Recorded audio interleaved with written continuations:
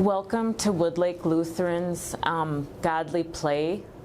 We are going to talk about the great family today, and my name is Kirsten Hargraves. So this in Godly Play is called the Desert Box.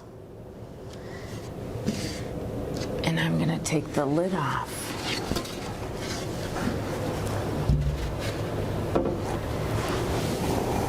And this is sand, and we couldn't bring the sand or the desert into our classroom.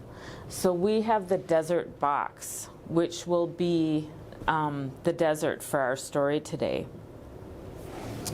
You know, we learned about the Great Flood, and after the Great Flood, all the animals and the people moved to the four corners of the world.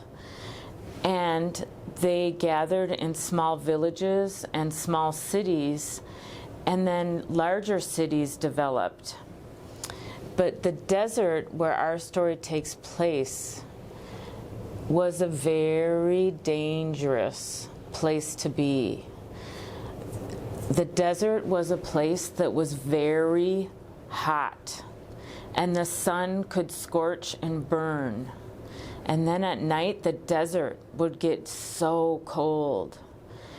And the other thing about the desert is that not very much food can grow in the desert, so there's no food to eat. And another thing about the desert is there's not very much water in the desert, so there's no water to drink. And those are the reasons that it's very dangerous. There's little food and little water to drink for people who journey through the desert. And on top of those things, when the wind picks up, the sand blows so hard that it stings your skin. The tiny little grains of sand can be very painful. So in our story today, I'm going to tell you about some of the first cities that grew out of those small villages. And this is the Euphrates River. That's part of our story today. And the Euphrates River is right off of the desert. And one of those ancient and most old cities was a town or a city called Ur. And that's where our story starts today. Here is Ur. And in Ur, there was a god for everything in that city. So there was a god for the flowers, a god for the wind, a god for the plants, a god for the buildings. So everything had a god. And there was a family in the city, and it was a man named Abram and his wife Sarai. Now, this family, Abram and Sarai, belonged to a family that didn't believe that there was a God in every single thing. They had a different belief, and their belief was there was one God who was everywhere.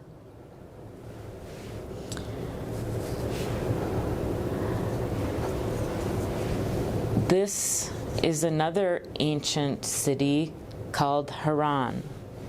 So Abram and Sarai started out in Ur, and they were living there with their sheep and their animals and their family was very big. There were old people and young people. And Abram went out to the edge of the desert, and he felt very close to God. God was just right there. He was feeling very close to God. And God said to Abram, I'm going to make you a blessing, and I'm going to give you a blessing.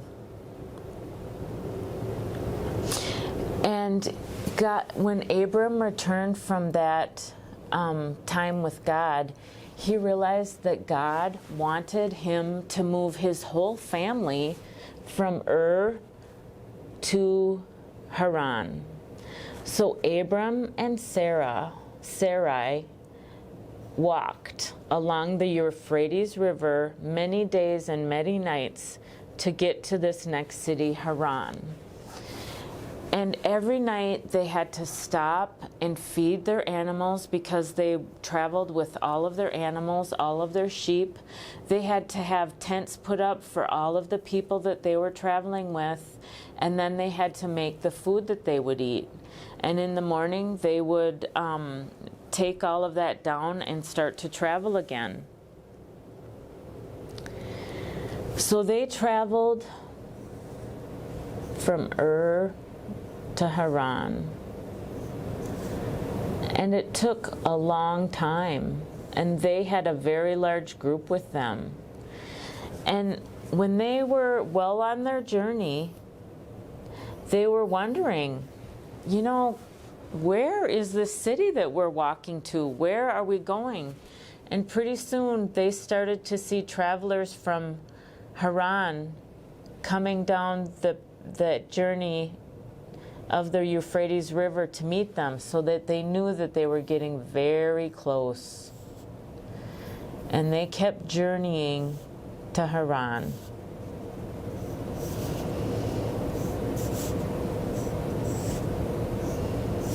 Can you see the tracks in the sand?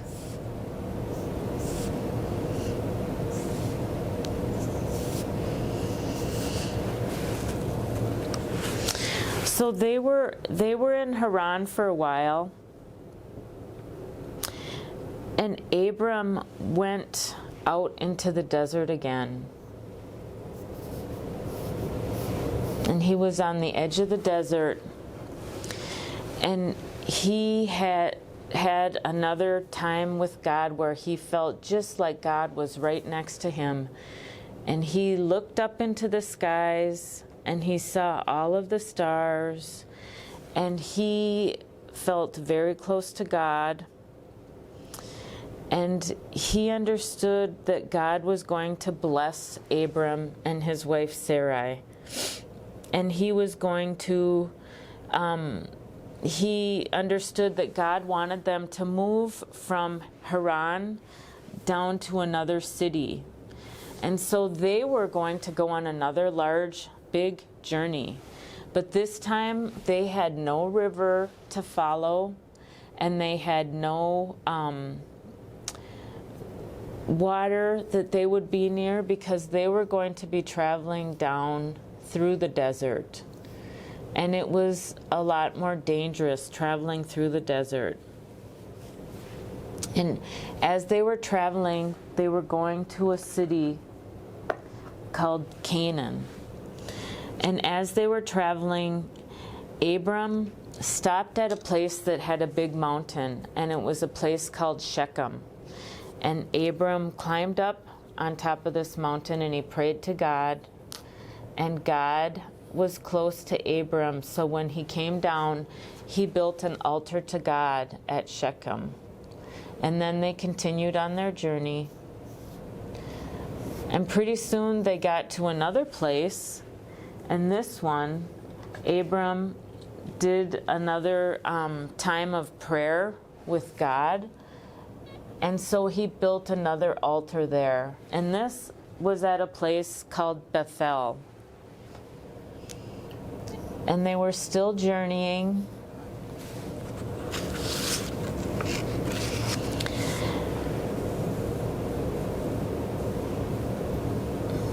So when they got down to Canaan, Abram was out on the edge of the desert again, and he understood that God was going to bless Sarai and Abram as the parents of a great family, that they would be the parents of many, many people. And Abram and Sarai thought that was kind of funny because they were kind of old by this time.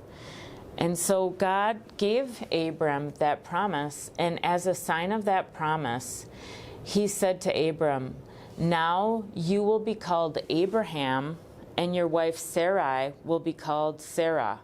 And Abraham means the father of many. So they had the promise of being the father and mother of a great family. And God told Abraham that they would be the father and mother of a family as great as all of the stars in the sky or the grains of sand in the desert. And that's a lot of sand. There's a lot of sand in the desert, lots of grains of sand. So one day Abraham and Sarah were near their tent, and out of the desert journeyed 3 strangers. And they stopped, and Sarah offered them some bread and some meat and some water and some milk, as was the custom to do with travelers.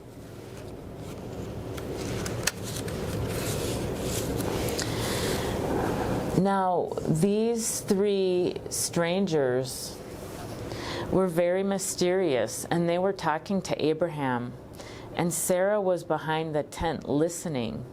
And those 3 strangers told Abraham that he and Sarah would be having a child, a son. And Sarah thought that was so funny because they were so old that she couldn't stop her laughter, and they heard her laughing. Now the strangers departed after they had had their time and meal with Abraham and Sarah. And wouldn't you know that after a little while, Abraham and Sarah had a child, a little boy named Isaac. And Isaac, in their language, means laughter. Now, they lived there, and they grew older there, and Isaac grew up there. And when Isaac was an adult, Sarah was very old by now. She was many, many, many years old, and she was quite tired. And she died, and they buried Sarah near Hebron, and they called it the place the Oaks of Mamre. So Sarah died, and Isaac was an adult, and Abraham was left alone with his son Isaac. And he was really sad. He really missed Sarah. And he was very old and very tired. But Abraham knew that he still had one more thing that God wanted him to do. So he wanted to find a wife for his son Isaac.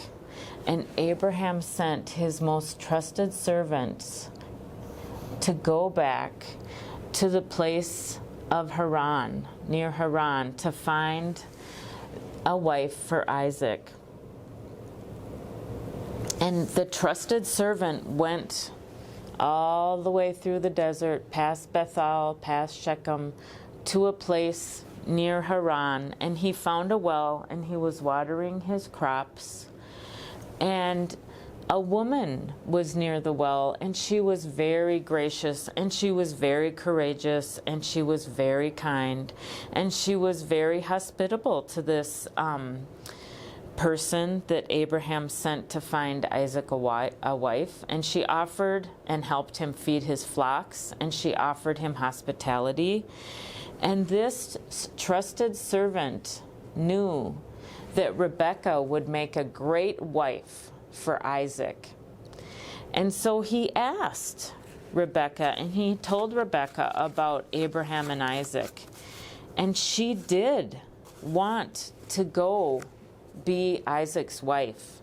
So she left her home here, and she went with the trusted servant of Abraham's back to be Isaac's wife. And Isaac came out to meet her, and they were married. And Abraham accomplished everything that God wanted him to do.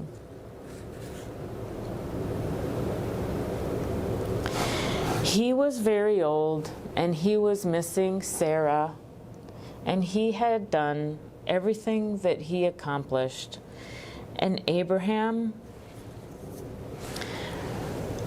died. And now Isaac had his family, Rebekah, and they had children.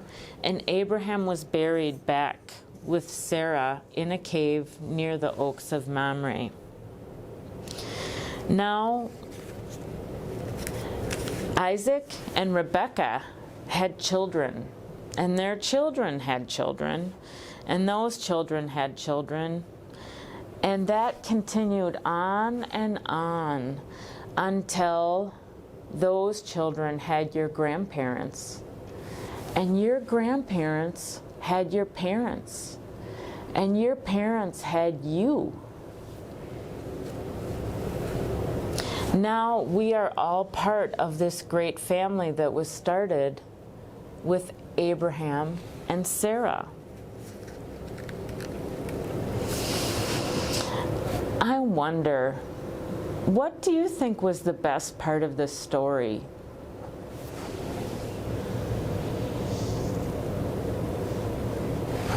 I wonder what you think the most important part of this story is.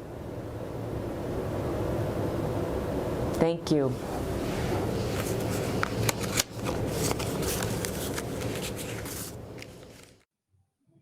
I wonder what you will do for your work today.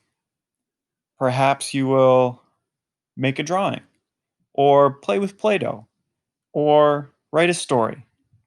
Your work is your own.